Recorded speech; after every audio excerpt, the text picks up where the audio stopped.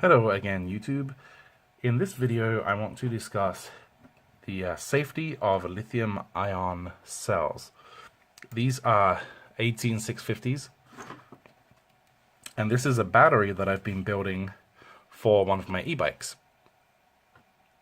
As you can see, I don't know if you can see, but they're actually glued together.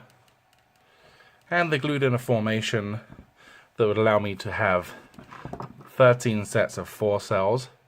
So that's 4 cells in parallel and then a 13 series configuration. And the current would flow kind of in this direction, where the negative and the positives would be at this end. This would allow me to sit this on a rack, and it just makes it so it can be easily mounted. Now, when I got into e-bikes, I figured a good way to save money would be to build my own battery. However, there's a lot of nightmare stories, and from what I can see, there's a lot of e-bike batteries that are built in a pretty risky manner. Now, this is an 18650 cell that has its sheathing stripped off, and at the top of the cell, see if I can get some better focus on here. Well, I probably can't. Here we go. Okay, at the top of the cell, in the middle here is the positive.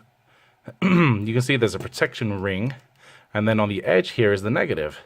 Now, if I was to bridge some metal from here to here, it would short the cell out. So that goes all the way around. So this entire casing is negative. Now, a lot of the time what you see people do is they actually put the cells together extremely close, like this.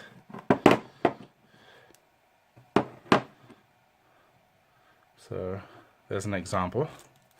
And I'm just going to tape this quickly so we can see what it would look like.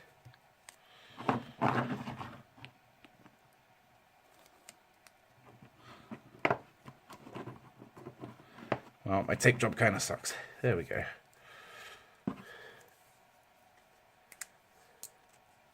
So you can see they are taped. That sucks. Okay, they're taped together. So in this example, this would be a 4 series battery. There's a positive, and it would go from here down, up, down, and up. And here would be the negative. Now, a lot of the batteries are built this way. And on an e-bike, as you can imagine, the ride can be a little rough for the battery. And these sheathings, well, they're pretty thick and they're pretty durable, but they do break. And so what you have here is the risk of a short circuit.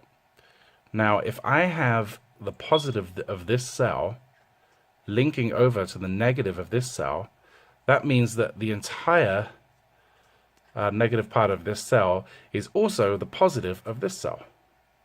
These are linked. So if these 2 cells happen to have their negatives touch, then this cell will short out. And that's pretty risky. When these cells short out and they start to get hot enough, they can explode. So I'm going to unstrip these again. I've actually found a slightly better way to mount these, and I'll show you some of what some of the methods I've been using.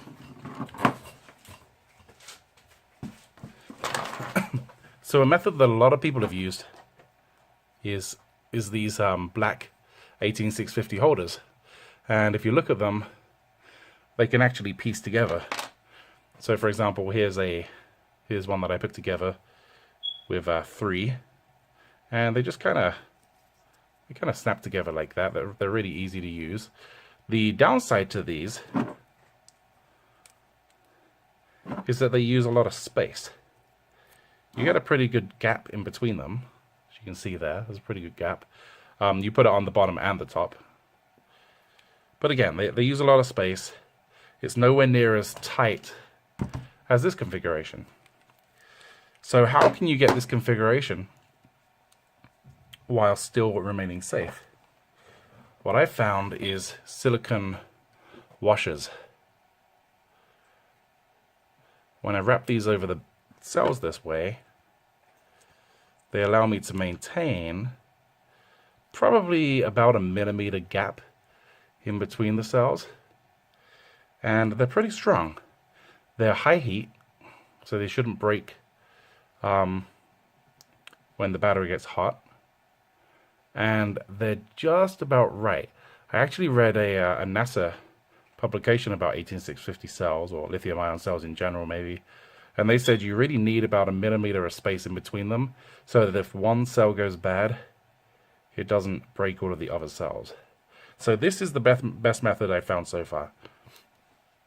With that said though, I think with the lithium ion power reservoir that I'm planning to create, I don't know that I actually need to space the cells out at all. Because when you have these cells together like this, you never actually would have a situation where the positives actually come into contact with any of the negatives. Because all of the negatives on these cells would be the same, as a lithium ion power reservoir would be just one giant parallel cell. So I'm not sure if I'm going to use I'm not really sure what I'm going to use. I do think, though, that maybe for the sake of having something solid, I might just use these black holders when I design that. So, yeah. Well, let me know what you think. And if you have any ideas on mounting these things, go ahead and leave me a comment. All right, see ya.